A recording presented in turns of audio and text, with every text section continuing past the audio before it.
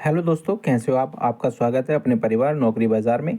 और आज जो हम चर्चा करने वाले हैं वो डीपीएसपी को लेकर करने वाले हैं। जो हमने यूपीएसआई के लिए सीरीज चला रखी है, UPSI, UP police constable, home guard, railway, SSC या एसएससी जीडी, जो भी आपकी वैकेंसी आती है, लेखपाल, क्लर्क, स्टेनो, ये सभी में आपकी कारगर सीरीज साबित होगी। क्योंकि पॉलिटी ऐसा सब्जेक्ट है ना यूपीएसआई का, जो बहुत अच्छे से पढ़ाया जा सकता है और इससे अलग हटके क्वेश्चन आपको किसी भी एग्जाम में देखने नहीं मिलेंगे।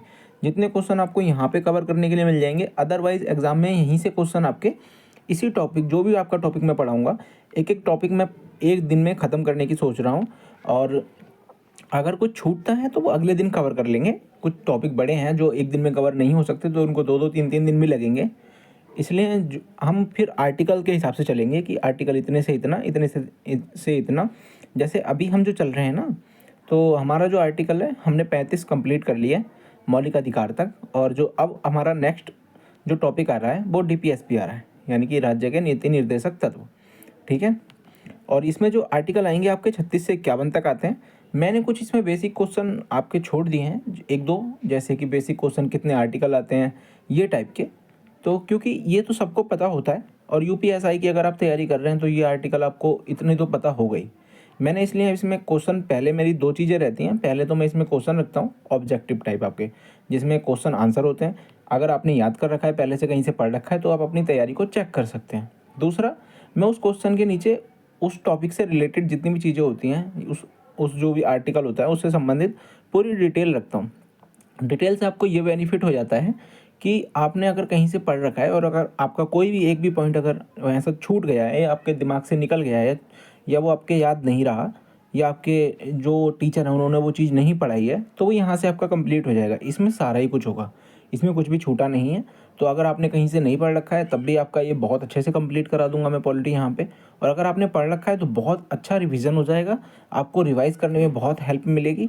और ये बहुत शॉर्ट टाइम में आपका बहुत अच्छे से मैं आपको रिवीजन करा दूंगा। ठीक है।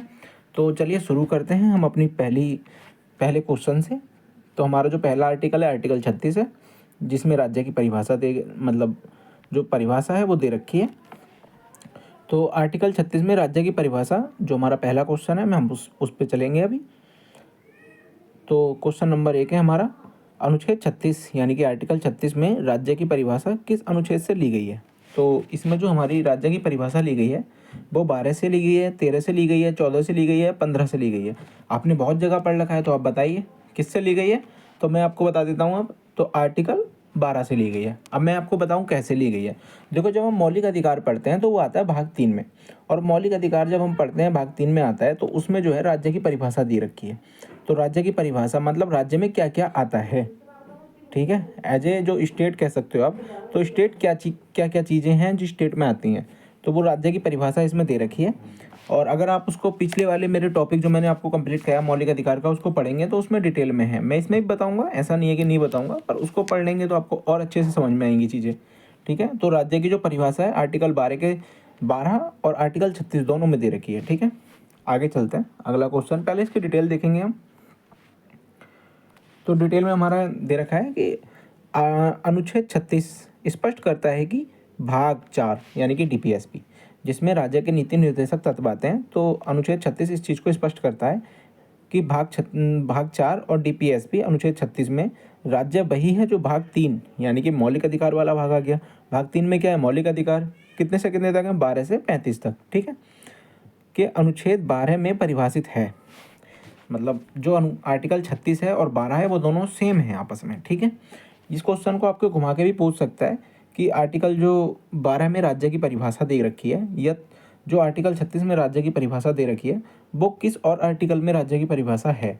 12 में, 14 में, 18 में, इस तरीके से वो पूछ सकता है, या 11 में, 9 में, इस तरीके से आपसे वो क्वेश्चन को पूछ सकता है। लेकिन आपको जब मैं इस चीज़ को बता रहा हूँ तो आपको याद हो जाना चाहिए कि आर्टिकल 36 और आर्टिकल 12 दोनों में राज्य की परिभाषा है।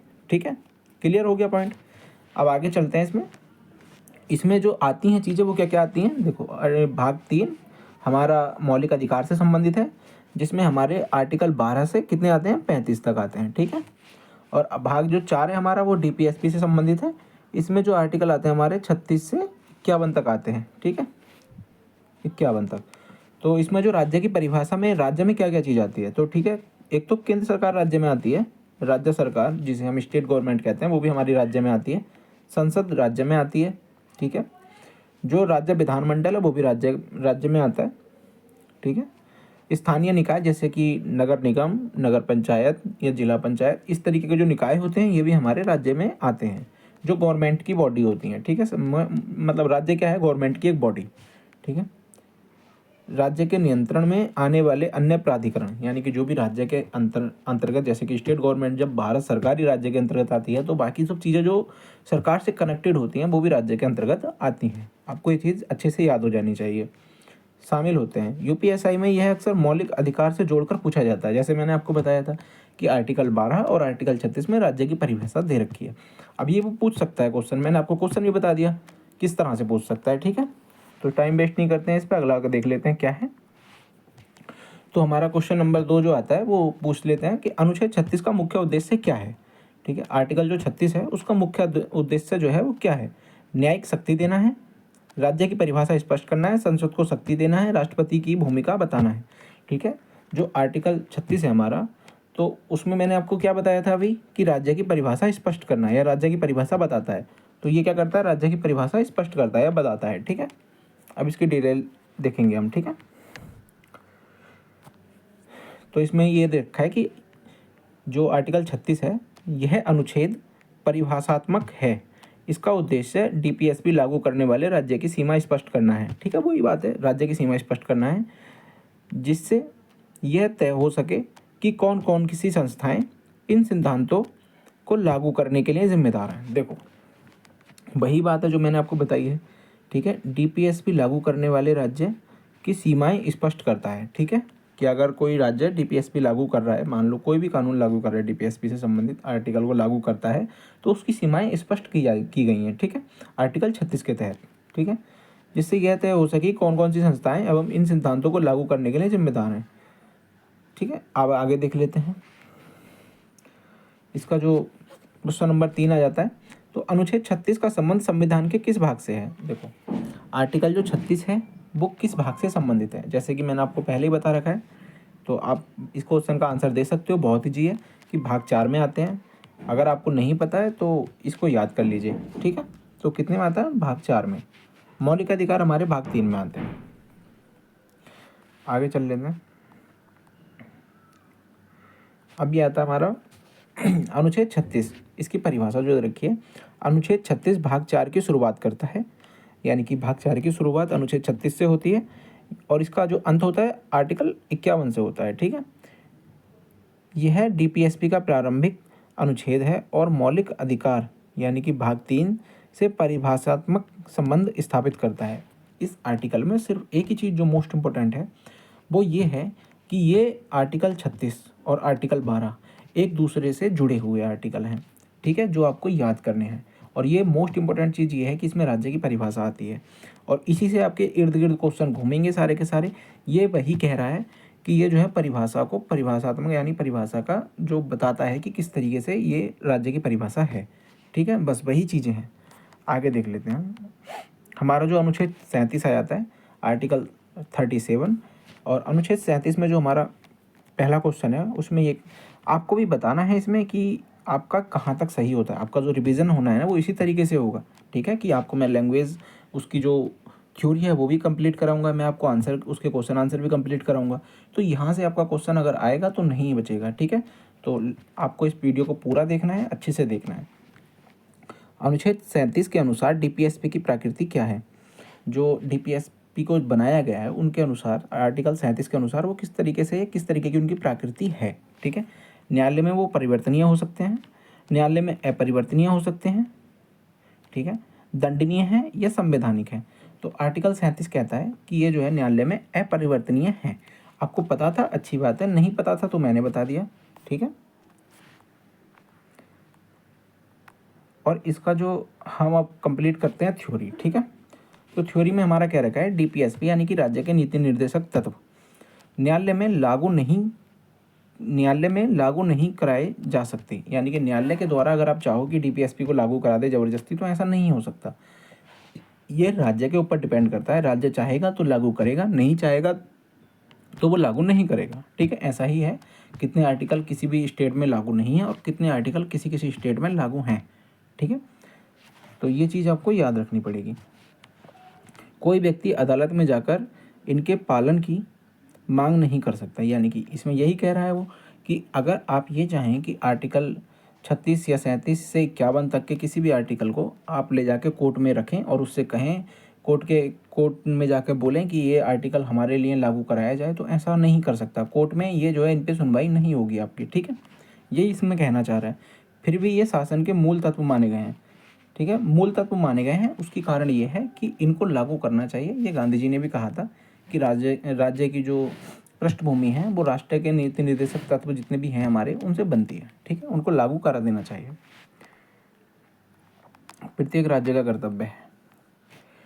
और अगला हमारा क्वेश्चन है जो आर्टिकल 37 से संबंधित है हमारा, अनुच्छेद 37 डीपीएसपी को किस रूप में वर्णित करता है।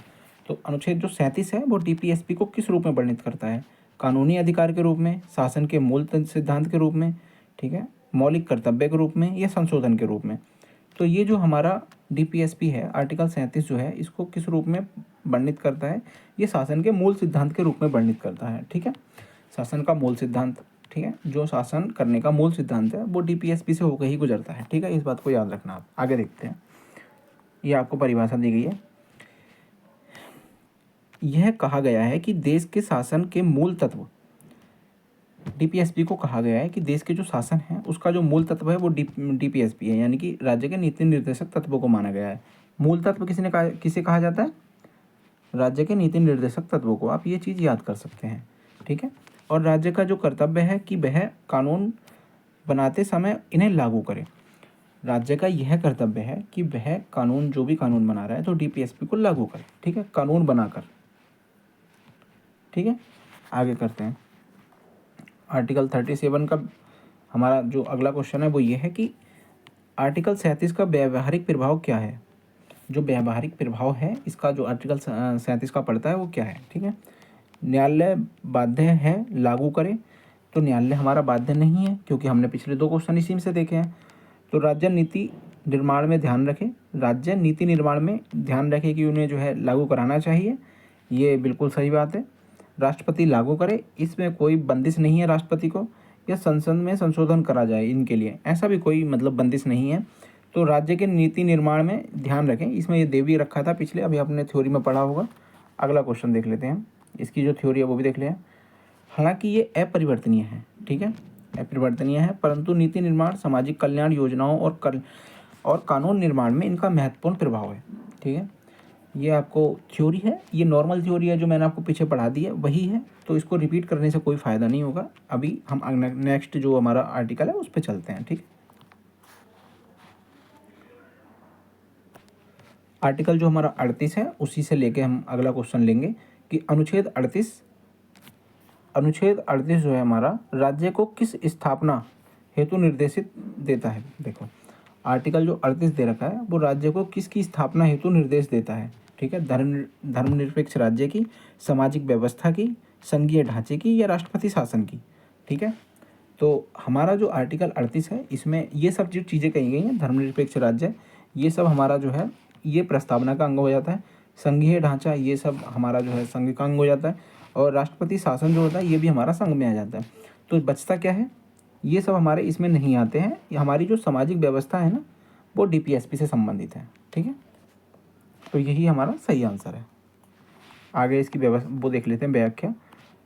राज्य सामाजिक, आर्थिक और राजनीतिक न्याय पर आधारित सामाजिक व्यवस्था स्थापित करेगा। इसमें कह रखा है कि राज्य आर्टिकल 38 के तहत सामाजिक,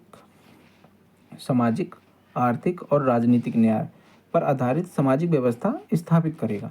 ठीक है, तो ये इसका मूल भाग है जो आर्टिकल 38 का है। इसका नेक्स्ट क्वेश्चन ले लेते हैं। आपको सारे क्वेश्चनों में इसकी जो है चीज़ें क्लियर होती चली जाएंगी धीरे धीरे। अनुच्छेद 38 में किस प्रकार की असमानता कम करने की बात की गई है। ठीक है, जो आर्टिकल हमारा 38 है उसमें किस प्रकार की जो असमानता है उसको कम करने की बात की गई है। तो इसमें कहा गया है कि धर्म की जो बात की गई है वो हमारे मौलिक अधिकार में दे रखी है, तो इसमें कोई मतलब नहीं रहेगा। भाषाई भी हमारी जो असमानता है उसको डीपीएसपी हमारे आर्टिकल 38 कम नहीं करता है। ठीक है, आय व अवसर की या संस्कृति की? तो आय व अवसर की। ठीक है, आगे देख लेते हैं।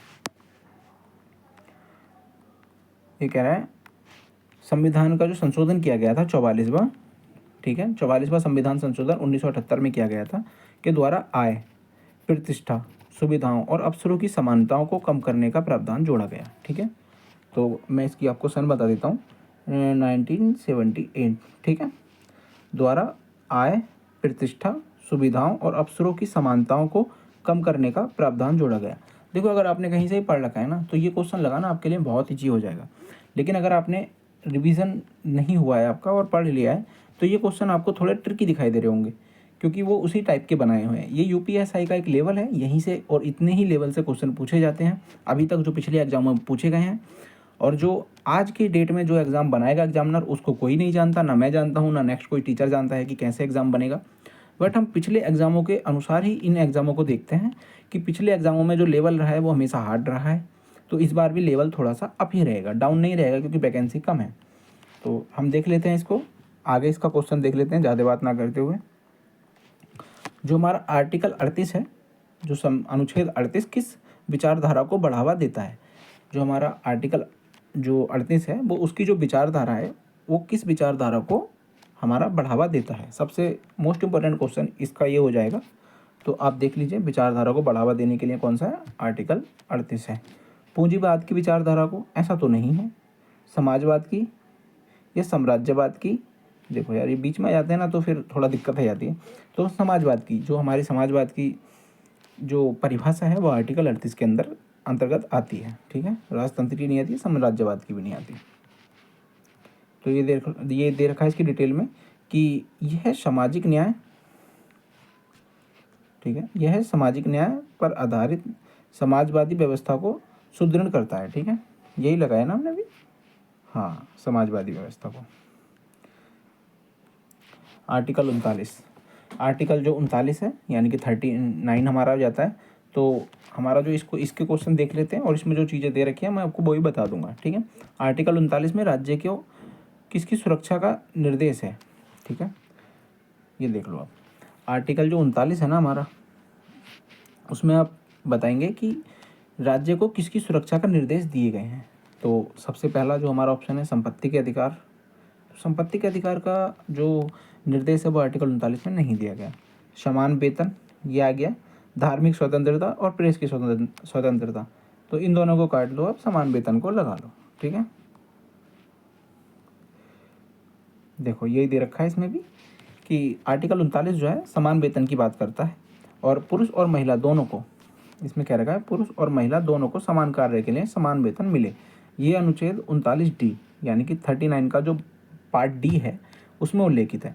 ठीक है, इसमें अब मैं बताऊँ आपको, थोड़ी सी इसमें थोड़ी बता देता हूँ, वैसे आपको पता ही होगा, नहीं पता है तो आप सुन लीजिए एक बार, कि अगर कोई व्यक्ति, दो व्यक्ति एक ही जैसे कि मान लीजिए अभी आपका यूपीएसआई का आपने फॉर्म डाला है, आप इसकी तैयारी कर रहे हैं। अगर यूपीएसआई में एक महिला और एक पुरुष कर्मचारी भर्ती होते हैं, ठीक है, एक महिला सब इंस्पेक्टर है और एक पुलिस में जो पुरुष है वो सब इंस्पेक्टर है, तो दोनों की सैलरी में ऐसा नहीं होगा कि एक को 50,000 दे दी जाए तो एक को 40,000 दे दी जाए। इसमें यह कहा गया है कि समान पद के लिए आपको समान वेतन देना अनिवार्य है, आर्टिकल 39D के अंतर्गत। ठीक है, आगे देख लेते हैं। आर्टिकल जो 39 का संबंध किससे है? आर्टिकल 39 का संबंध जो है वो किससे है? आर्थिक न्याय से है, राजनीतिक न्याय से है, सैनिक न्याय से है, और विदेशी न्याय से है, विदेशी नीति से है। तो विदेशी नीति हमारी आर्टिकल 39 में नहीं आती है। सैन्य शक्ति भी हमारी आर्टिकल 39 के अंतर्गत नहीं आती हैं, और जो राजनीतिक न्याय है उसका भी 39 से कोई संबंध नहीं है। तो संबंध किसका था? आर्थिक न्याय का। आर्थिक न्याय का संबंध आप समझ रहे हैं कि समान पद के लिए समान वेतन। ठीक है, अगला क्वेश्चन देख लेते हैं हम इसमें जो थोड़ी सी थ्योरी है वो भी देख लेते हैं। वो मेरा फ़ोन डाउन हो गया, तो चलिए शुरू करते हैं हम, क्योंकि मेरा फ़ोन थोड़ा डाउन हो गया था, इसलिए मैं इसको दोबारा शुरू करते हैं हम थोड़ा सा। यह संसाधनों के समान वितरण, समान वेतन, बाल श्रम निषेध आदि से संबंधित है। ठीक है, किससे संबंधित है? समान वितरण, समान वेतन, बाल श्रम निषेध आदि से संबंधित है। ठीक है, जो हमारा आर्टिकल 39 है उसका जो ई है वो किसकी सुरक्षा से जुड़ा है? महिलाओं व बच्चों की स्वास्थ्य से, ठीक है, राष्ट्रपति से, संसद से, न्यायपालिका से। तो ये तीनों ऑप्शन आप काट सकते हो एक प्रकार से, क्योंकि आपको मैंने पहले ही पढ़ा दिया है। तो ये तीनों ऑप्शन कट जाएंगे और एक ही ऑप्शन हमारा लग जाएगा कि महिलाओं व बच्चों के स्वास्थ्य से संबंधित है, आर्टिकल 39E। और आगे जो हम ले लेते हैं इसकी थ्योरी, ये है महिलाओं और बच्चों को शोषण से बचाने की बात करता है, आर्टिकल 39E। आर्टिकल 39 जो ए है वो किससे संबंधित है वो देख लेते हैं। आर्टिकल 39A किससे संबंधित है? शिक्षा से, समान न्याय व निःशुल्क विधिक सहायता से, पंचायत से या कृषि से। ठीक है, तो आप इसका आंसर बता सकते हैं जो भी आपको ठीक लगे। बाकी आपको मैं बता देता हूँ कि समान न्याय व निःशुल्क विधिक सहायता से संबंधित है। ठीक है, आगे इसका देख लेते हैं। आर्टिकल 42 जो हमारा संशोधन हुआ था, 42वां संशोधन जो हुआ था हमारा 42वां, वो हुआ था 1976 में। तो इसका जो डाल देंगे हम 1976 में, 1976 में।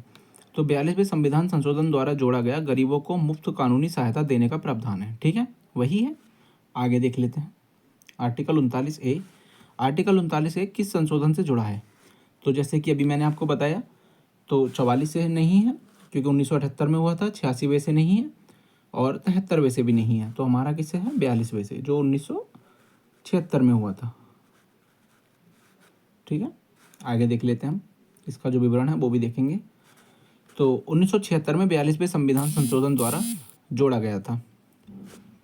ठीक है, तो अब अगला हम देख लेते हैं आर्टिकल 39A का उद्देश्य क्या है। जो आर्टिकल 39 है उसका जो आर्टिकल 39A है उसका उद्देश्य जो है वो क्या है? ठीक है, तो समान न्याय सुनिश्चित करना है, संपत्ति संरक्षण करना है, धर्मनिरपेक्षता है या आपातकाल है। तो आपातकाल हमारा इसमें नहीं आता है, आपको पता है, इसको काट देंगे। संपत्ति का संरक्षण भी इसमें नहीं आता है, धर्मनिरपेक्षता भी इसमें नहीं आता है क्योंकि प्रस्तावना से जुड़ा है। तो हमारा बस्ता कौन सा है? ए, समान न्याय सुनिश्चित करना है। ठीक है, अगला देख लेते हैं इसका जो विवरण है। विवरण में दे रखा है कि आर्थिक या सामाजिक अक्षमता, ठीक है, जहां आर्थिक और सामाजिक असमानता दिखाई देगी के कारण कोई न्याय से वंचित ना रहे। जो आपके गवर्नमेंट जो वो होते हैं ना, गवर्नमेंट क्या कहते हैं ना, एडवोकेट जो होते हैं यानी कि वकील, वो इसी चीज़ के लिए बनाए जाते हैं, इसी चीज़ के लिए उनको डिग्री दी जाती है कि वो अगर कोई भी व्यक्ति जिसको अपना कानूनी जो है कार्रवाई करनी है या केस लड़ना है कोर्ट के अंदर, अगर वो उसके पास उतना धन नहीं है कि वो कोई प्राइवेट वकील कर ले या वो विधिक सहायता देने के लिए उसको हम कानूनी तौर पे उसको एक सरकारी वकील उपलब्ध कराना, ये राज्य का कर्तव्य है। ठीक है, आर्टिकल 39A के अंतर्गत। ठीक है, इसमें अगला देख लेते हैं। आर्टिकल 40 आता है हमारा। आर्टिकल 40 में जो है वो आर्टिकल 40 में हम देख लेते हैं कि क्या क्या चीज़ें आती हैं। जैसे कि आपने पढ़ रखा होगा, इसलिए मैंने इसकी थ्योरी पहले नहीं रख रखी है, बाद में इसकी थ्योरी रखी है क्योंकि आपको कॉन्फिडेंस आना चाहिए। ठीक है, आपका कॉन्फिडेंस जाना नहीं चाहिए, आना चाहिए उसके लिए। ठीक है, अनुच्छेद 40 किससे संबंधित है? तो अनुच्छेद जो 40 है उसमें किसकी बात की गई है? तो हम देख लेते हैं, पंचायती राज, शिक्षा, उद्योग और न्यायपालिका। तो अभी न्यायपालिका की हमने बात कर ली है, तो उससे हमारा कोई संबंध नहीं है। बाकी न्यायपालिका की बात हम आगे जाके करेंगे। ठीक है, उद्योग से इसका कोई मतलब नहीं है, शिक्षा से मतलब नहीं है, तो किससे है? पंचायती राज से मतलब है। ठीक है, तो आर्टिकल 40 में क्या आता है? पंचायती राज। तो दे रखा है इसमें कि राज्य ग्राम पंचायतों के संगठन का प्रयास करेगा। ठीक है, जो राज्य है उसका कर्तव्य है कि वो ग्राम पंचायतों के गठन का प्रयास करे। ठीक है, आर्टिकल 40 से ही दूसरा क्वेश्चन है हमारा कि अनुच्छेद 40 किस स्तर की शासन व्यवस्था को मजबूत करता है। ठीक है, तो जैसा कि मैंने आपको बता भी रखा है, बाकी आप इसमें देख सकते हैं कि केंद्र की, राज्य की, स्थानीय स्वशासन की और न्यायालय की। ठीक है, तो केंद्र की इससे कोई मतलब नहीं है आर्टिकल 40 से, राज्य का मतलब नहीं है और न्यायालय का मतलब नहीं है। तो मतलब किसका है? स्थानीय स्वशासन का मतलब है। ठीक है, आगे देख लेते हैं हम। यह ग्रामीण स्वशासन की अवधारणा को बढ़ावा देता है। ठीक है, इसी से संबंधित हमारा अगला क्वेश्चन है, जो आर्टिकल हमारा 40 है उसी से संबंधित है कि 73वां संविधान संशोधन किस अनुच्छेद के से संबंधित है। जो 73वां संविधान संशोधन है वो हमारा किस अनुच्छेद से संबंधित है, तो अभी हमने बता रखा है आपको आर्टिकल 40 से संबंधित है। ठीक है, आगे देख लेते हैं इसकी परिभाषा है। जो हमारा 73वां संविधान संशोधन द्वारा पंचायतों को संवैधानिक दर्जा मिला था। ठीक है, तो ये बिल्कुल क्लियर है, 1992 में दिया गया था ये। ठीक है, 73वां संविधान संशोधन के द्वारा जो हमारा पंचायतों को संवैधानिक दर्जा मिला था, और 74 के द्वारा जो हुआ था हमारा वो भी 92 में ही हुआ था। और इसके द्वारा जो है हमारा नगर पालिकाओं को संवैधानिक दर्जा दिया गया था। ठीक है, अगला देख लेते हैं हम। अगला आ जाता है हमारा अनुच्छेद 41, और अनुच्छेद 41 में जो दे रखा है वो हम अभी क्वेश्चन पे पहले जाते हैं, फिर उसके बारे में उसकी डिटेल पढ़ेंगे। ठीक है, अनुच्छेद 41 राज्य को किन परिस्थितियों में सार्वजनिक सहायता देने का निर्देश देता है।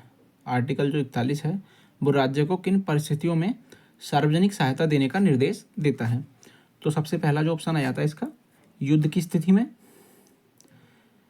और अगला ऑप्शन आ जाता है इसका, बेरोजगारी, वृद्धावस्था, बीमारी आदि में, केवल शिक्षा में, केवल महिलाओं के लिए। ठीक है, तो ये जो हमारा आर्टिकल है, तो इससे हमारा जो संबंध है वो युद्ध की स्थिति से इसका संबंध नहीं है, वो आपातकाल में चले जाते हैं, उससे हमारा इसका संबंध नहीं आता है। ठीक है, केवल शिक्षा में, इससे भी हमारा संबंध नहीं है, क्योंकि शिक्षा के लिए हमारा आर्टिकल दूसरा आता है। महिलाओं के लिए मैंने आपको बता दिया, अभी पीछे ही था। और इसमें जो है बेरोजगारी या वृद्धावस्था, बीमारी आदि में, जो हमारी बीमारी में इलाज के लिए, वृद्धावस्था में पेंशन के लिए, और बेरोजगारी में बेरोजगारी भत्ते के लिए संबंधित है 41। ठीक है, 41 ये कह रहा है कि अनुच्छेद 41 राज्य को निर्देश देता है कि वह अपनी आर्थिक क्षमता और विकास की सीमाओं के भीतर काम, शिक्षा तथा बेरोजगारी, वृद्धावस्था, बीमारी, विकलांगता आदि में सहायता प्रदान करे। यह पूर्ण अधिकार नहीं बल्कि सशर्त दायित्व है।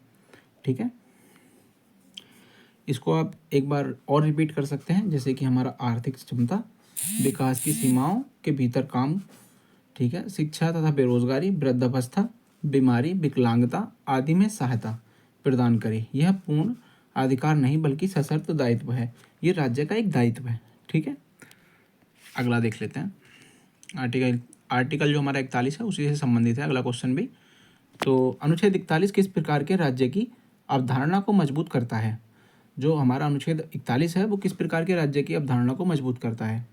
ठीक है, पूंजीवाद राज्य, सैन्य राज्य, कल्याणकारी राज्य या राजतंत्र। तो राजतंत्र तो हमारे यहाँ पे है नहीं, तो इसको काट देंगे, ये हमारा इससे संबंधित नहीं है। सैन्य राज्य इससे भी संबंधित नहीं है। पूंजीवादी राज्य इससे भी संबंधित नहीं है। तो हमारा क्या आता है, कल्याणकारी राज्य। ठीक है, अगला हमारा जो इसकी डिटेल देख लेते हैं, थोड़ी सी डिटेल में हम जाएंगे। यह वेलफेयर स्टेट, ठीक है, की नींव है।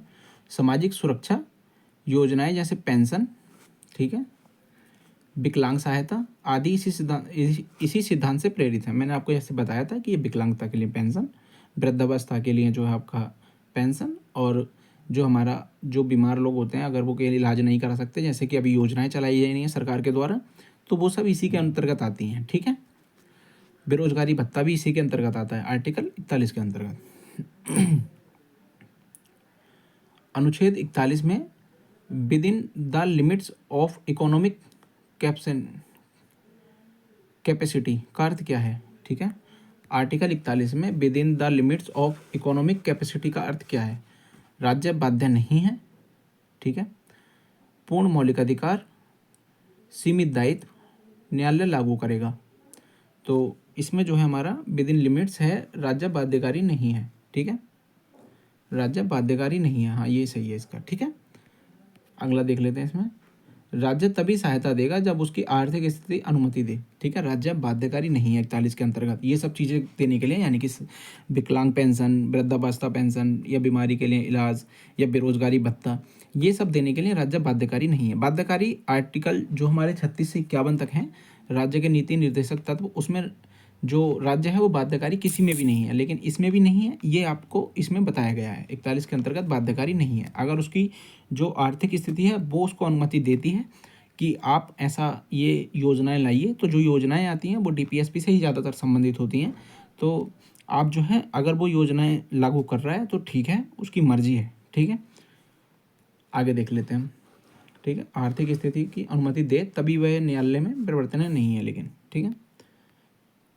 जो हमारा अनुच्छेद 42 आता है उससे संबंधित अगले क्वेश्चन देख लेते हैं हम।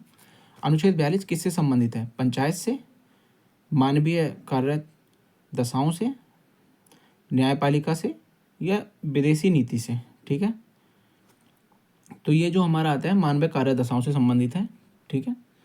अगला इसकी डिटेल देख लेते हैं कि राज्य न्यायसंगत और मानवीय कार्य दशाओं की व्यवस्था करेगा तथा मातृत्व राहत देगा।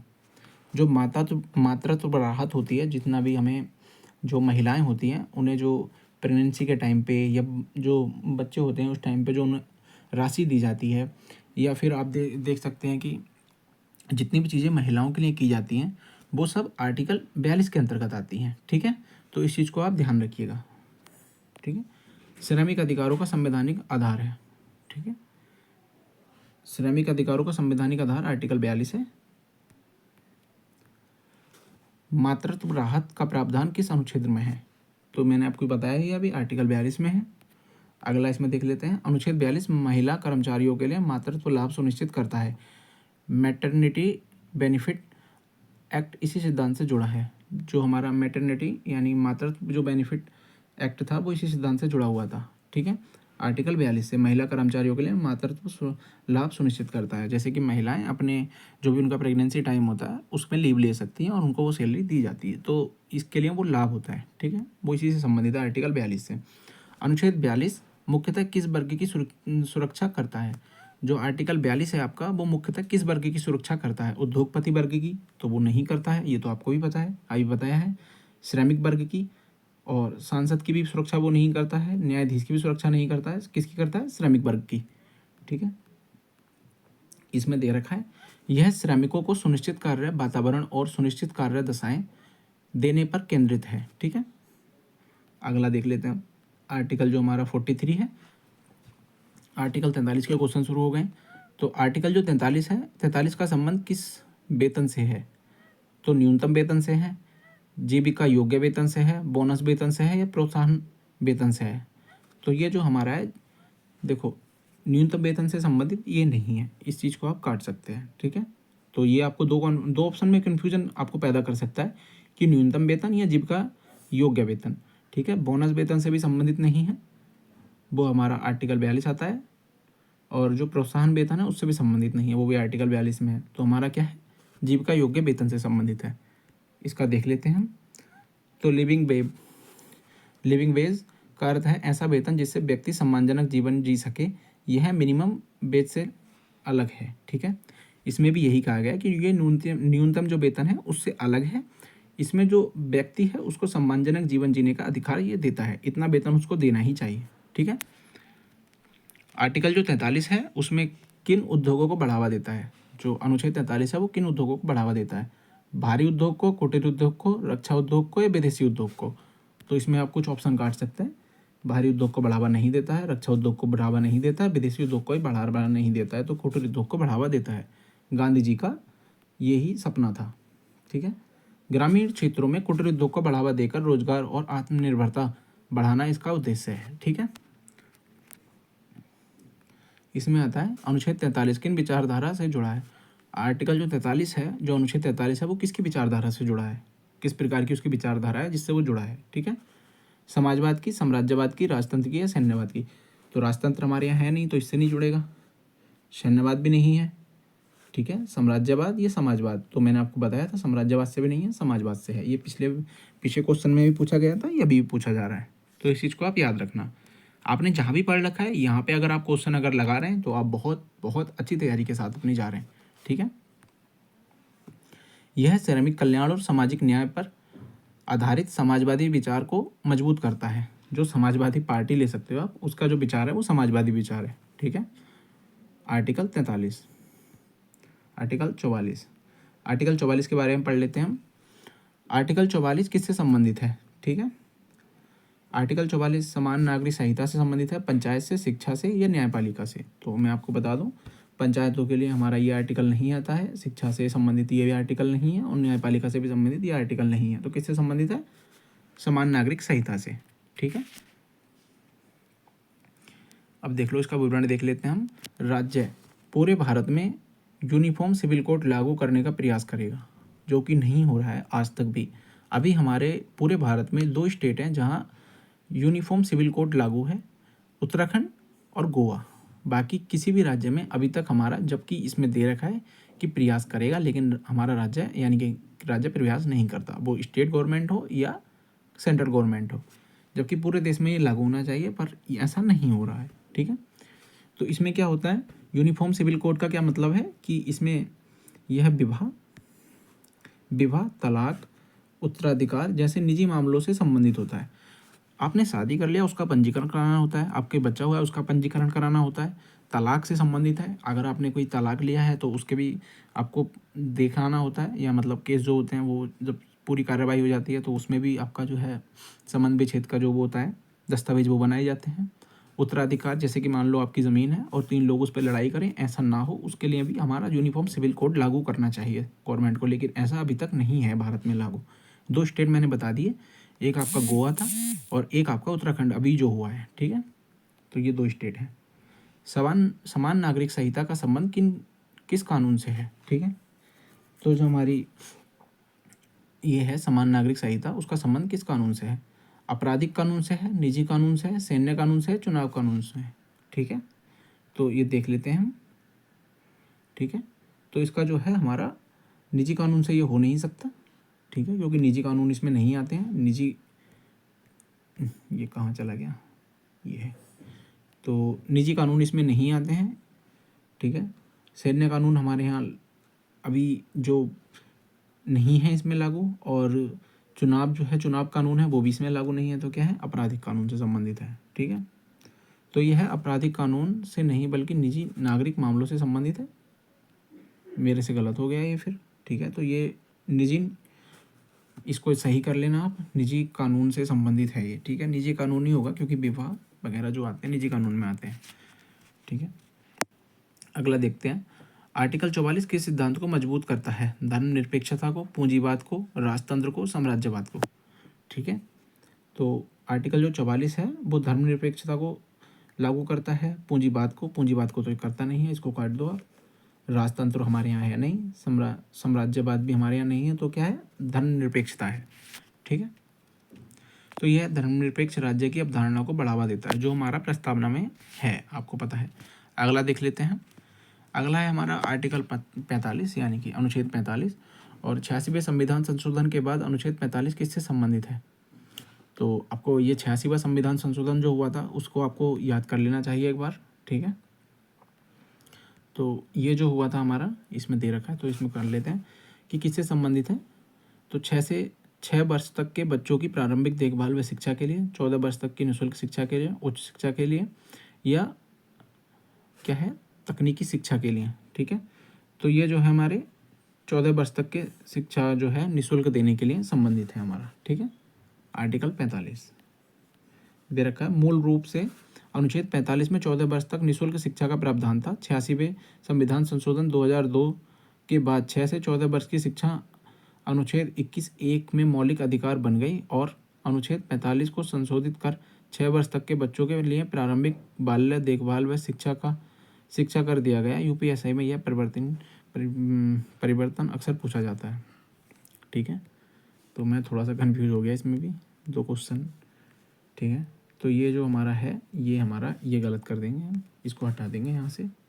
ये हमारा है 6 वर्ष के बच्चों की प्रारंभिक शिक्षा को देखभाल के लिए। ठीक है, 6 से 14 वर्ष के लिए जो है वो 86वें संविधान संशोधन 2002 द्वारा इसको आर्टिकल 21(a) में भेज दिया गया है, जो मौलिक अधिकार बन गया है। और 6 वर्ष के बच्चों की जो देखभाल है, जो उसको बाल्यावस्था में जो शिक्षा दी जानी है, वो आर्टिकल हमारा इसके अंतर्गत आता है। ठीक है, 45 के। हो जाती हैं गलतियां कभी कभी। ठीक है, वर्तमान में 6 से 14 वर्ष की शिक्षा किस अनुच्छेद में है?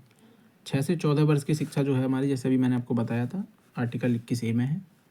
ठीक है, 86वें संविधान संशोधन द्वारा आर्टिकल 21 से जोड़ा गया, इससे शिक्षा मौलिक अधिकार बनी। यह डीपीएसपी यानी कि नीति निर्देशक तत्व और मौलिक अधिकार के संबंध को समझने में महत्वपूर्ण है। ठीक है, अगला क्वेश्चन देख लेते हैं। अनुच्छेद 45 का संबंध किस आयु वर्ग से है? अनुच्छेद 45 का संबंध किस आयु वर्ग से है? तो 0 से 6 वर्ष के बच्चों के लिए, ठीक है, अभी हमने पढ़ा है, तो इससे है। यह प्रारंभिक बाल्यावस्था यानी कि early childhood care and education ECCE से संबंधित है। आंगनवाड़ी व्यवस्था इसी सिद्धांत से लागू होती है। देखो, ठीक है, जो आर्टिकल हमारा 45 है वो ECCE से संबंधित है, यानी कि early childhood care and education से संबंधित है, प्रारंभिक बाल्यावस्था शिक्षा से संबंधित है। जो आंगनवाड़ी की जो हमारी शिक्षा दी जाती है वो आर्टिकल 45 के अंतर्गत दी जाती है। इस चीज़ को आप याद कर लेना, क्योंकि ये क्वेश्चन आपको हर जगह नहीं कराए जाते। मैं कन्फ्यूज हो गया था 2 क्वेश्चनों में, वो कोई बात नहीं है यार, देखो होता ही है, इंसान है, गलती हो सकती है। आगे देख लेते हैं।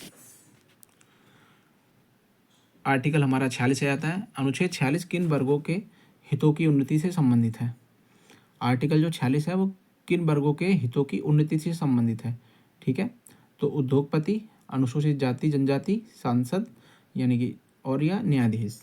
तो इसमें हम काट देंगे कुछ ऑप्शन, जैसे कि उद्योगपति से संबंधित नहीं है, सांसद से संबंधित नहीं है, न्यायाधीशों से संबंधित नहीं है, तो किससे होगा? SC ST यानी कि अनुसूचित जाति जनजाति से संबंधित है। नीचे दे रखा है कि राज्य SC ST तथा अन्य कमजोर वर्गों के शैक्षिक और आर्थिक हितों को बढ़ावा देगा। यह सामाजिक न्याय की अवधारणा को मजबूत करता है। आर्टिकल 46, ठीक है, आर्टिकल कितना? 46 SC ST के हितों से संबंधित है। अनुच्छेद 46 का मुख्य उद्देश्य क्या है? ठीक है, आर्टिकल जो 46 है उसका मुख्य उद्देश्य क्या है, इसके बारे में बात की गई है, तो ये भी देख लेते हैं हम। तो सामाजिक न्याय से संरक्षण, सैनिक सुधार, विदेशी नीति, न्यायपालिका प्राधिकरण। तो आर्टिकल जो 46 है हमारा वो सामाजिक न्याय से संरक्षण से प्राप्त है। ठीक है, इसमें दे रखें, सैनिक सुधार नहीं है, विदेशी नीति नहीं है, न्यायपालिका प्राधिकरण भी नहीं है। ठीक है, यह कमजोर वर्ग को सामाजिक न्याय और शोषण से बचाने का निर्देश देता है। आरक्षण नीति का वैचारिक आधार यहीं से जुड़ा है। जो आर्टिकल 46 है हमारा ना, उसमें ही जैसे कि 15-16 है, ऐसे ही हमारा 46 है, और इससे जो आरक्षण निकला है वो आर्टिकल 46 के अनुसार ही निकला है। ठीक है, जो हमारा SC ST और OBC और EWS जो वर्तमान में EWS को दे रखा है, तो वो भी हमारा जो है आर्टिकल 46 के अंतर्गत ही दे रखा है। ठीक है, तो आगे देख लेते हैं हम।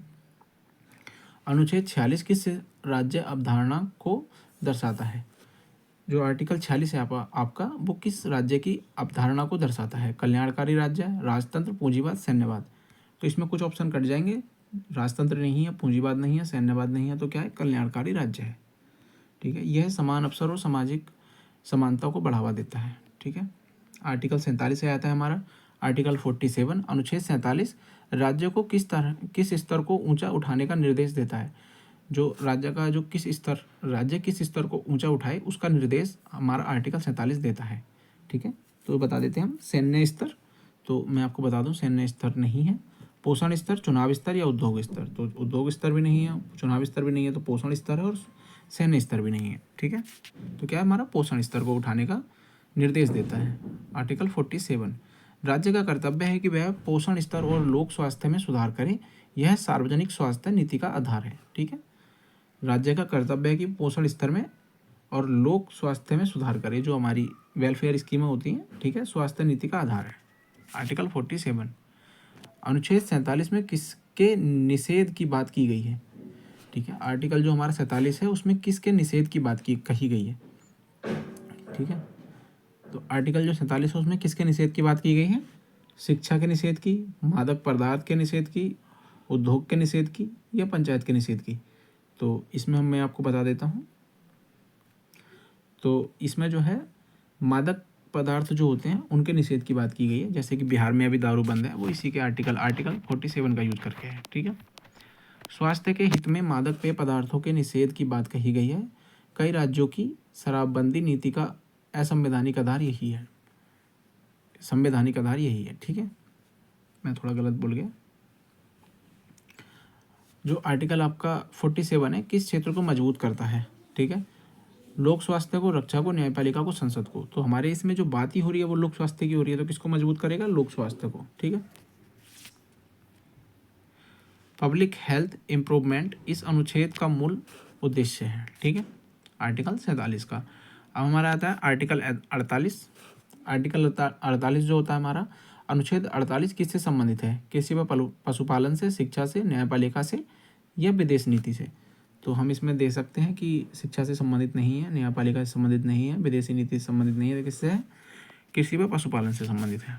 आर्टिकल 48, राज्य आधुनिक कृषि और पशुपालन को संगठित करेगा। नस्ल सुधार और संरक्षण की बात भी की गई है।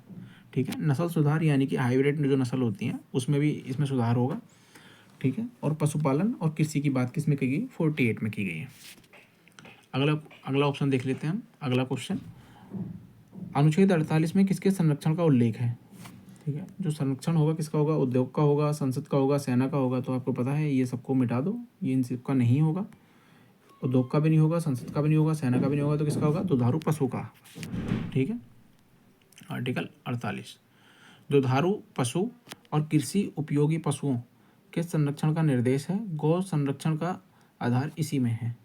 जो हमारा गौ संरक्षण का आधार है वो इसी को मान के कहा जाता है कि क्योंकि गौ जो होती है यानी कि गाय जो होती है हमारी, वो दुधारू पशु है, और जो बैल होता है जिसको हम सांड भी कहते हैं, तो वो जो है हमारा कृषि में उपयोगी है। तो इसलिए उसको जो है उसके संरक्षण की बात कही गई है हमेशा। आर्टिकल 48 जो है हमारा, आर्टिकल 48 किस प्रकार की अर्थव्यवस्था को मजबूत करता है? आर्टिकल 48 किस प्रकार की अर्थव्यवस्था को मजबूत करता है? तो ग्रामीण आधारित अर्थव्यवस्था, सैन्य आधारित अर्थव्यवस्था, औपनिवेशिक अर्थव्यवस्था या पूंजीवाद। ठीक है, तो हमारा जो है पूंजीवाद तो नहीं होगा, औपनिवेशिक भी नहीं होगा, सैन्य आधारित भी नहीं होगा, तो कैसी है? ग्रामीण अर्थव्यवस्था को, ग्रामीण आधारित अर्थव्यवस्था को। यह कृषि आधारित ग्रामीण अर्थव्यवस्था को सुदृढ़ करने का प्रयास करता है। ठीक है, आर्टिकल 48A जो है वो किससे संबंधित है? आर्टिकल 48A किस संशोधन से जोड़ा गया है?